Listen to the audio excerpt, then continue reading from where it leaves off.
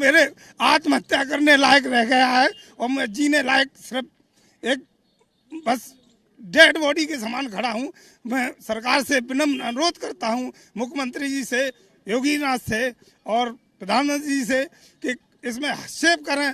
और देखिए दोस्तों, सहारा इंडिया का पूर्ण भुगतान के लिए हम लोग तरह तरह के तरीके अपना चुके हैं और सभी तरीके लगभग अभी तक फेल हो चुके हैं। और अगर सोचा जाए, देखा जाए तो कुछ काम हुआ है, कुछ परसेंटेज काम हुआ है, जो पैसा हम लोग को मिलने के रास्ते पर पहुँचे हैं, लेकिन उसमें भी हम लोग को शक हो रहा है, डाउट हो रहा है। तो हम लोग जो भी काम कर रहे हैं या करेंगे, तो जब तक पूरे देश के सभी निवेशक एकजुट होकर नहीं करेंगे, तब तक ये समस्या का समाधान नहीं हो सकता है। यानी कि हम लोग को पैसा नहीं मिल सकता है।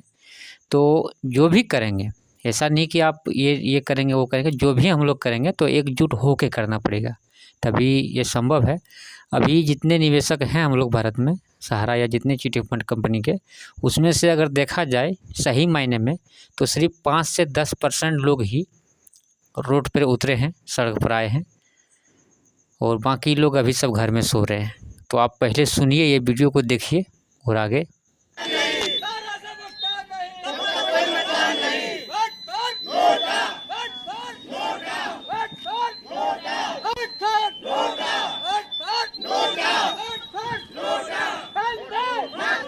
मैं अपनी मांग कर रहा हूं पार्टियों से। मैं 5 दिन से बराबर मैं अपना इसका प्रचार कर रहा हूं, वोट फॉर नोटा का। मैं अपने जमाकर्ताओं से और कार्यकर्ताओं से सभी से अनुरोध कर रहा हूं बराबर कि मुझे किसी पार्टी को वो नहीं वोट देना है। हम लोग केवल नोटा का प्रयोग करेंगे, क्योंकि हमारी कोई भी पार्टी आवाज़ नहीं सुन रही है। हम बराबर मुख्यमंत्री को ज्ञापन भेज चुके हैं डीएम के माध्यम से, और उप मुख्यमंत्री ब्रजेश पाठक जी हमारे यहाँ आए थे, उनको भी ज्ञापन दे चुका हूँ। जयवीर सिंह मंत्री को भी दे चुका हूँ, अखिलेश को भी दे चुका हूँ, सभी लोगों को ज्ञापन दे चुका हूँ बराबर। लेकिन अभी तक हमारी किसी ने आवाज़ नहीं उठाई। राष्ट्रपति तक को मैं ज्ञापन भेज चुका हूँ, अभी तक हमारी किसी ने आवाज़ नहीं उठाई है। तो मैं जंतर मंतर पे भी गया था, लखनऊ में भी गया, हर एक धरने में प्रदर्शन में जाता हूँ, और किसी ने अभी तक मेरी आवाज़ नहीं उठाई। इसलिए हम लोगों ने निर्णय किया है कि इस आगामी उपचुनाव में किसी को वोट नहीं देंगे, क्यों हमारी कोई भी अभी तक आवाज़ नहीं उठा रहा है, अपने ना मंच के माध्यम से ना कोई की है। अपने अपने पंपलेट भी उन्हें दिए हैं, लेकिन वो सब एक दूसरे के ऊपर डाल के अपने पल्लू झाड़ने की कोशिश करते हैं। इसलिए हम लोगों ने जो है निर्णय लिया है कि हम लोग सभी एकजुट होकर सारा एजेंट और सारा निवेशक नोटा में बटन दबाएंगे। और ये तो अभी झांकी है, 2024 बाकी है। 70% से ज़्यादा लोग सहारा का निवेशक है, जो कि भारत सरकार द्वारा क्रेडिट सोसाइटियाँ चलाई गई और जिले में इनके ऑफिस, जोनल ऑफिस, फलाने ऑफिस, फ्रांचाइजियाँ खोल करके लूट की गई। और आज सरकार चुप्पी मारे हुए जो बैठी हुई है, और हमारी कोई भी फरियाद नहीं सुनी जा रही है। इसलिए हम लोग एक ही तत्व पे आए हैं। हम लोग किसी भी राजनीतिक पार्टी से नहीं जुड़े हुए हैं। हम केवल अपने वोट के माध्यम से नोटा का वोट दबा करके सभी निवेशक और कार्यकर्ता, हम इस सरकार को ये अवगत कराना चाहते हैं कि आपने इस तरीके का हमारे साथ ऐसा क्यों किया, हमारा पेमेंट क्यों नहीं करा रहे हैं, सुब्रत राय को क्यों संरक्षण दे रहे हैं। इसलिए हम लोग दुखी हैं और ज़्यादा से ज़्यादा संख्या में हम लोग जो है इसका बहिष्कार करेंगे। आगे आने वाले समय में सन 24 में इसका नतीजा दिखा देंगे अगर हमारा भुगतान नहीं हुआ। कांग्रेस तो मोदी सरकार और बीजेपी से हर तरह से हार चुका है। अब जनता, हम लोग क्या सकेंगे मोदी सरकार से? इस तरह से जो बात बोलते हैं, हर तरह की प्रक्रिया यही आ रहा है। देखिए आगे हुआ तो मुझे गढ़ की चिंता नहीं, मुझे अपने भुगतान की चिंता है। आज हिंदुस्तान में 1000 सहारा का एजेंट आत्महत्या कर चुका है। किसी भी नेता ने नहीं सुनी हम लोगों की। हमारी समस्या सुनी जाए, जो हमने सबको ज्ञापन दिए, कोई सुनने को तैयार नहीं है। कोई अपने खुले मन से ऐलान नहीं कर रहा है कि हम भुगतान कराएंगे। वर्तमान में केंद्र सरकार वो भी हमारे साथ नहीं दे रही, राज्य सरकार वो भी साथ नहीं दे रही, तो हम मजबूर होके नोटा चुना, नोटा में ही। हमको लगता नहीं है कि सरकार को इससे कोई फर्क पड़ रहा है। अगर फर्क पड़ता तो शायद कुछ सरकार बोलते, लेकिन सरकार इसमें चुप्पी साधे हुए हैं, खुल के सामने आके बोल नहीं, इसलिए सरकार को कुछ फर्क नहीं पड़ रहा। भुगतान हो रहा था, लेकिन विगत 4 साल से न जमा हो रहा है न भुगतान हो रहा है। ऊपर से हम पे रोक लगा दी है और भुगतान नाम की चीज नहीं हो रही। हम लोग परेशान हैं। जमा धन जिनका जमा कराया है संख्या में जमा करता है, कर्मचारी कार्यकर्ता हैं, जो कि बेरोजगार हैं और इस उम्र पे पढ़ा हुआ, किसी को 20 साल हो गए, किसी को 30 साल हो गए। अब इस उम्र में हम कहीं के नहीं, और निवेश करता जो लोग घर पे आते हैं रोज हमको गालियां देते हैं माँ बहन की। अब मैं कुछ कह नहीं सकता हूँ, मुझे बहुत बुरा सुनना पड़ता है।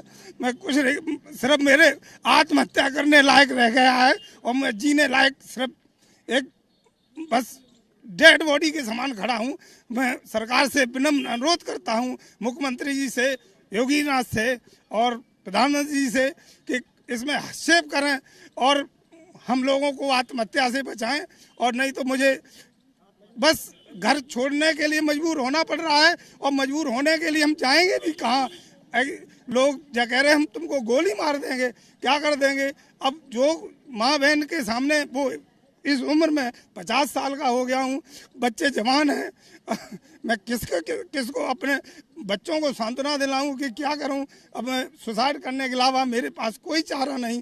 अगर सरकार ने मेरी मांगे नहीं सुनी तो मैं, कई एजेंट ऐसे हैं जो सुसाइड करने के कगार पे हैं। अब ये स्थिति आ गई है कि सरकार ने, हम लोगों ने प्रतिनिधि चुने हैं, किस लिए चुने हैं? क्योंकि वो हमारा दुख दर्द महसूस करे और हमारे दुख में सहयोग करे।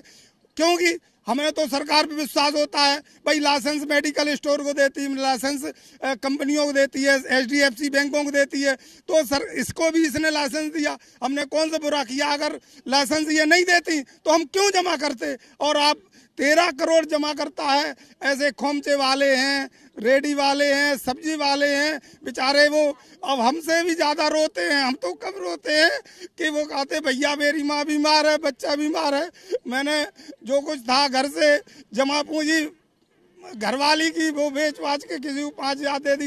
अब मेरे पास कुछ नहीं बचा झूठ बोलने के लिए सिवा, मैं कहाँ तक झूठ बोलूँ। अब वो सरकार से, योगी से और माननीय राष्ट्रपति जी से मेरा करबद्ध निवेदन है कि मैंने जंतर मंतर पे 3 दिन धरना देके और लखनऊ विधानसभा पे धरना देके मैंने विरोध अपनी बात रखी थी। और आप लोगों ने, राष्ट्रपति जी ने कहा था कि 15 नहीं 1 महीने में आपका भुगतान शुरू हो जाएगा, प्रक्रिया शुरू हो जाएगी। और आज 3-4 महीने हो गए। सभी हमारे जनप्रतिनिधि नेताओं से, पक्ष विपक्ष से अनुरोध है कि हमारे 13 करोड़ जमा करता और 1 लाख निवेश करता, 13 करोड़ निवेश करता और 12 लाख जमा करताओं का भविष्य किसी प्रकार से मिलेगा। कि अभी तो टेलर है, आगे 24 में जो पीड़ित हैं विरोध दर्ज कराएंगे, तो कम से कम जो हारे वाला है कम महसूस हमारे पास तो आएगा कि कहेगा कि अगर कम से कम अगर हम ये इनकी समस्या सॉल्व कर देते तो शायद ये हमें मिल जाते, सपोर्ट करते। तो लेकिन हमने दोनों पार्टियों को, और मैं सहारा श्री जी ने कहा था कि मैंने भुगतान कर दिया है। पॉइंट टू पॉइंट देख लीजिए उन्होंने क्या किया। इस सारा रियल एस्टेट को कियोस्को में कन्वर्ट कर दिया और सोसाइटी में कन्वर्ट कर दिया। तो उन्होंने सहारियन में कन्वर्ट कर दिया और हमारा नियम कन्वर्ट कर दिया और बताते कि हमने भुगतान कर दिया। तो अब इनमें सोसाइटियों में भुगतान में पूर्ण हो चुका है, अब भुगतान पे रोक लगा दी। बल्कि इन सोसाइटियों में सहारियन, हमारा इंडिया और सहारा क्रेडिट, इन पे किसी प्रकार का सुप्रीम कोर्ट द्वारा किसी प्रकार की कोई रोक नहीं है। मामला रियल एस्टेट का है और इन सोसाइटी में कोई रोक, आंदोलन चल रहे हैं। लेकिन उसमें हम ये कहेंगे कि हम नोटा की अपील इसलिए कर रहे हैं कि जब हमारे यहाँ से नेगेटिव मार्किंग जनपद मैनपुरी से जाएगी और अचानक जब पक्ष में पिछली 2019 में 7,000 लगभग वोट पड़ा था इस विधानसभा में नोटा में, और जब अचानक इसकी करीब 25 या 20-25 मार्जिन लेती है तो यहाँ के समीकरण बदल जाएंगे। मोदी जी के साथ सुब्रता सहारा, अखिलेश जी के साथ हैं और माननीय नेताजी के साथ हैं। इनको नेताओं का संरक्षण प्राप्त है और कहीं ना कहीं नेता इनकी मदद कर रहे हैं। जो इनके खिलाफ 250 से लेकर 300 FIR हो चुकी यूपी में। कोई भी नेता जाता है तो कोई भी पुलिस वाला जाता है तो पकड़ में नहीं आते। जमा किया है ऑलरेडी, जिन लोगों ने 10-10, 5-5 रुपए कैसे जमा किए होंगे, घर बच्चों का पेट काट रहा, अपना पेट काट रहा और पैसा सारा में जमा किया। और आज जो पैसा जमा हो गया उसको किसी तरीके से हड़पना चाहते हैं और इसमें सरकार इन्वॉल्व है। ये पूरी तरीके से साथ ये क्लियर हो चुका है, क्योंकि राजनाथ सिंह जी के जो रक्षा मंत्री जी हैं उनके साथ जो है मेदांता हॉस्पिटल में नेताजी को देखने गए थे सुब्रत राय सहारा जी, और उसके बाद में जब उनका मिट्टी को लगाया गया सैफई में, तब भी उनके साथ आए थे। ऐसी स्थिति में हम लोग क्या कर सकते थे? केवल देखी तो प्रभाव तो किसी भी चीज़ का जब रिजल्ट आता तब पड़ता है, और हम लोग निश्चित है कि जो मेहनत कर रहे हैं उसका ज़रूर कहीं ना कहीं प्रभाव जो तमाम पार्टियां हैं, हमारे पक्ष की और विपक्ष की दोनों पार्टियों को इसका नतीजा जो है जब वोटिंग खुलेगी तो पता लगेगा कि हम लोग एक एक गांव में एक एक घर घर जाकर ये मेहनत कर रहे हैं कि हम लोग इस बार नोटा को ही जो है चुना है और नोटा की वोट देंगे। उसका मेन उद्देश्य यही है कि हम लोगों ने दिल्ली, लखनऊ, जयपुर, कानपुर, मैनपुरी में तमाम प्रदर्शन किए, उसका रिजल्ट किसी भी प्लेटफॉर्म पर नहीं दिखाई पड़ा, ना पक्ष की तरफ दिखाई पड़ा ना विपक्ष की तरफ दिखाई पड़ा।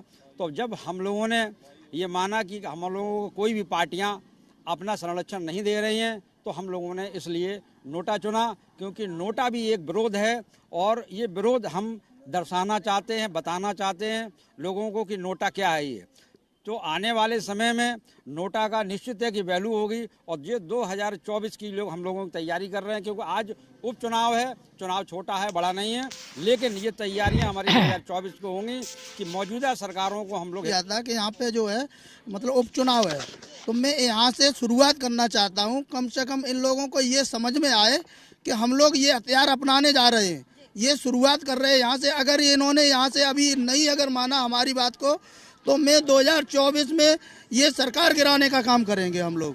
जितने पीड़ित कार्यकर्ता हैं, जमा करता हैं, चाहे नोटा के माध्यम से करूं, पहले नोटा के माध्यम सरकार तो नहीं गिरेगी, लेकिन मैं अपना विरोध तो दर्ज करा सकता हूं इसी तरीके से।